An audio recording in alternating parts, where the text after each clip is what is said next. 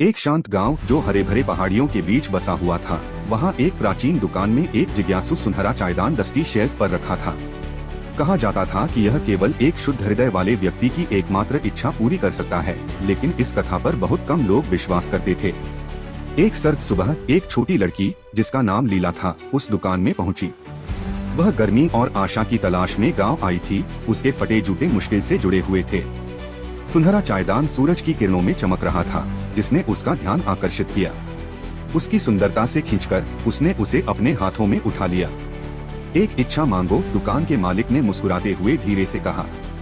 लीला ने अपनी आंखें बंद की और धीरे से कहा, मैं चाहती हूँ कि मैं जिनसे भी मिलूं उन्हें खुशी मिले।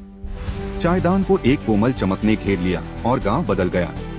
पेड़ सोने जैसे फल देने लगे, हवा में हंसी गूंजने लगी और दयालुता फैल गई। लेकिन लीला के भीतर कोई बदलाव महसूस नहीं हुआ। साल बीत गए और लीला गांव का दिल बन गई।